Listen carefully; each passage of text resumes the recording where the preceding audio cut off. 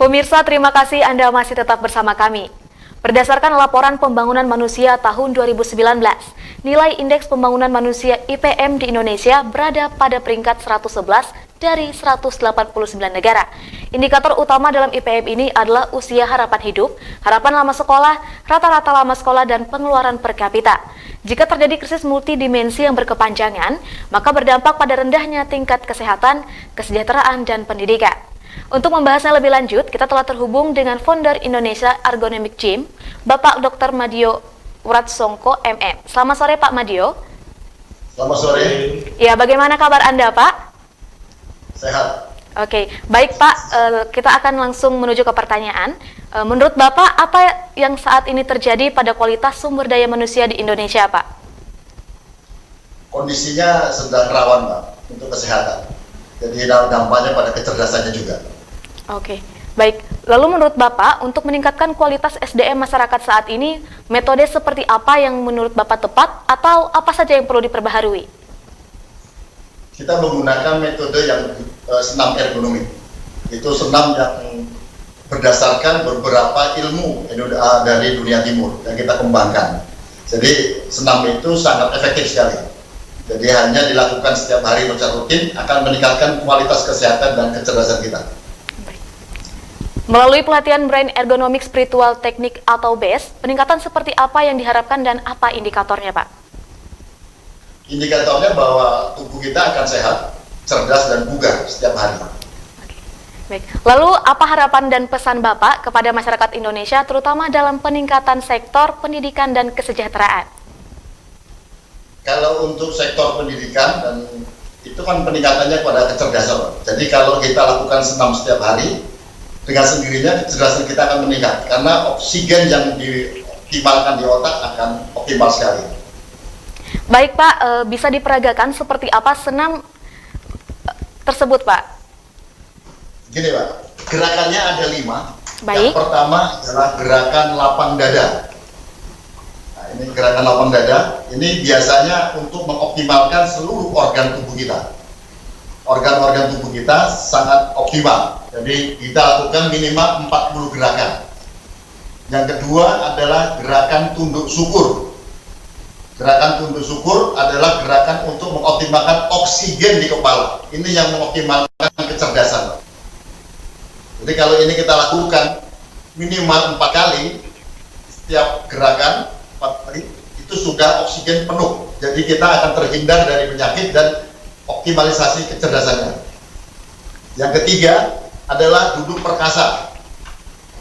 Nah, duduk perkasa ini lebih bagus lagi, jadi ini juga sekaligus untuk penyakit-penyakit degeneratif, jadi penyakit-penyakit yang berhubungan dengan kolesterol, asam urat, dan diabetes.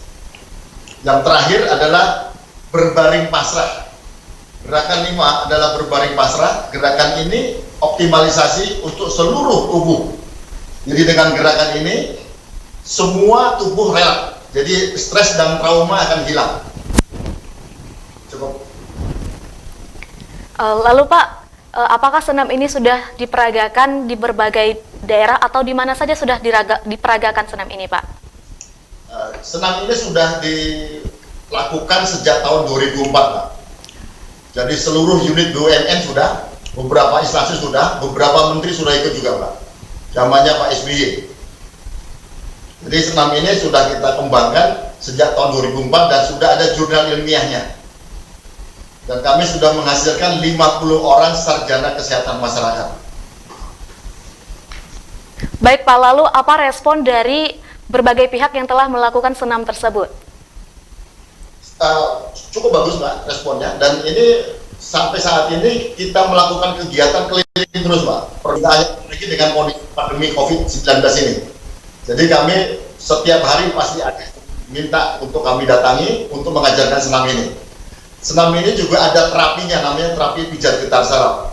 Mereka-mereka yang membutuhkan terapi, yang misalnya sudah stroke, terus anak-anak berkebutuhan khusus, itu kita bisa normalkan lagi.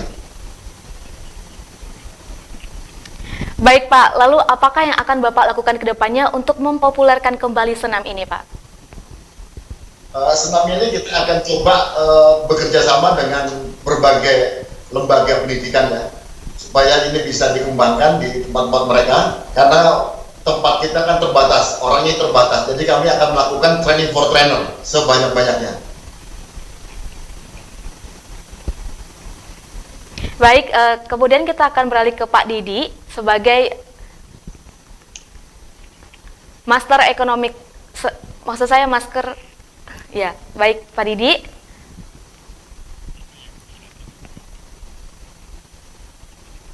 Baik, pada Pak Didi, apa yang sudah dilakukan untuk senam ini?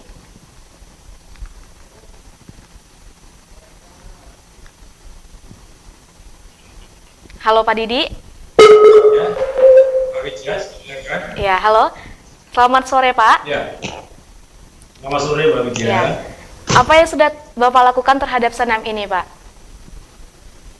Ya, kami mempromosikan ke Kemendikbud pada saat ini karena kami mencoba berbuat untuk anak bangsa. Karena basic di anak-anak bangsa ke depan harus kita siapkan dari sekarang. Kemudian kami juga beberapa yayasan pendidikan seperti Al-Azhar, kemudian yayasan yang lainnya yang akan kita kembangkan senam ini menjadi suatu gerakan nasional untuk perbaikan anak bangsa ke depan. Gitu Pak Didi. Baik Pak, lalu apakah senam ini sudah dimasukkan ke dalam kurikulum pendidikan? Ya, kami sedang berusaha ke Kemendikbud karena kondisi sekarang kami tidak bisa berhubungan langsung dengan Pak Menteri, tetapi surat-surat sedang kami siapkan untuk maju ke Kemendikbud. Lalu Pak, bagaimana harapan Bapak ke depannya tentang senam ini?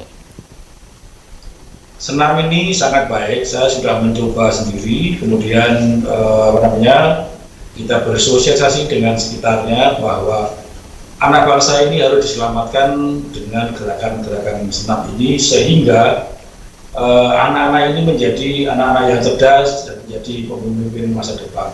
Gitu Pak. Baik, terima kasih Pak Madio dan Pak Didi atas ketersediaannya terhubung dengan studio Jurnal TV.